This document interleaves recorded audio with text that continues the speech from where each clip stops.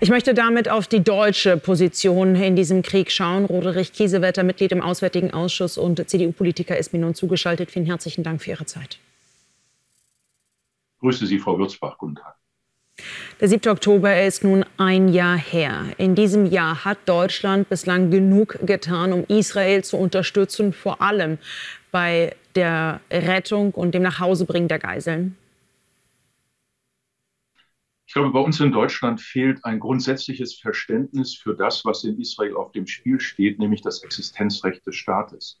Wir haben nur sehr schwer begriffen, dass der 7. Oktober dazu diente, einerseits vom Krieg Russlands gegen die Ukraine abzulenken und andererseits sehr stark vom Iran gesteuert war. Der Iran erkennt das Existenzrecht Israels nicht an und die Hamas, die Hisbollah und die Houthi sind die Tentakeln oder verlängerten Arme des Iran. Und was wir hätten tun müssen oder getan haben, will ich gar nicht bewerten. Ich will nur deutlich machen, dass ein Satz von Angela Merkel klarer geworden ist: In der Stunde der Bewährung darf das Wort von der Staatsräson keine leere Worte sein. Und wir haben eher ein Whataboutism gehabt. Wir haben eher eine inkonsequente Außenpolitik gehabt, die hin und her laviert hat. Wir hätten viel deutlicher klar machen müssen, dass der Iran das Existenzrecht Israels nicht anerkennt und auf dem Weg zur Nuklearmacht ist und uns stärker um die Stabilisierung von Jordanien kümmern müssen, wie auch auf die Türkei einzuwirken, das Israel bedroht. Also ich sehe hier diplomatisch ein Versäumnis und ich sehe auch in der Kürzung der Waffenhilfe für Israel ein Versäumnis. Wenn jemand Israel stark unterstützen muss und auch Verständnis in der deutschen Bevölkerung werben muss, nämlich dass die Hamas die Menschen als Schutzschilde nimmt und bewusst opfert, insbesondere im Gazastreifen, dann wäre das Deutschland gewesen.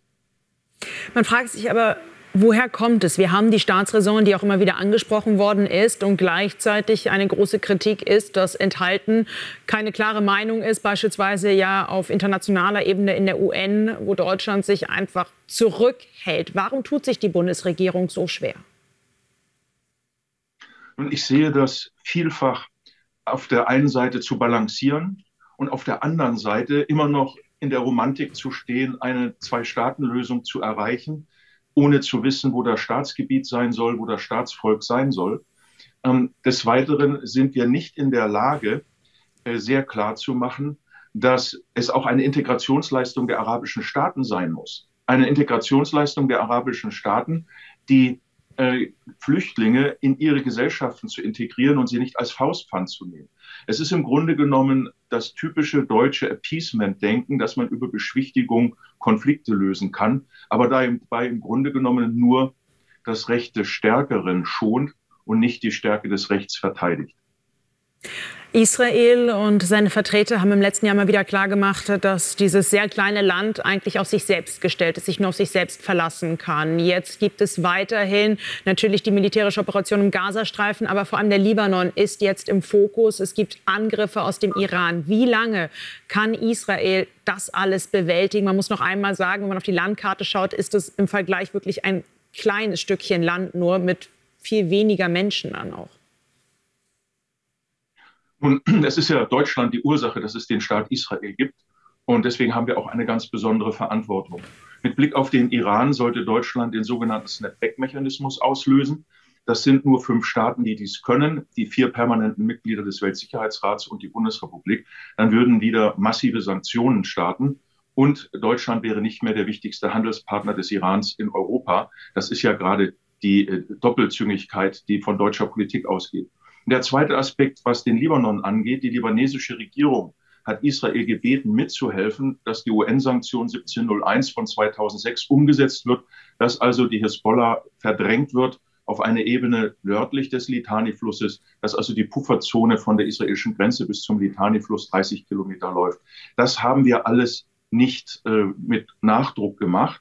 Und das sehen wir jetzt eben auch, dass hier aus deutscher Sicht Zeit verloren wurde. Und deshalb Israel auch sieht, dass sie sich kaum mehr auf Verbündete verlassen können, aber jetzt die Chance für eine Neuordnung haben. Und Israel muss auch seine eigene Bevölkerung schützen, weil sie sonst zum Spielball werden des Irans und seiner Tentakeln.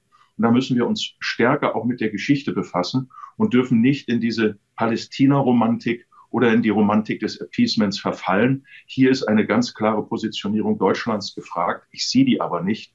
Im Gegenteil, ich sehe ein Aufweichen unserer Position, was es für Israel noch schwerer macht.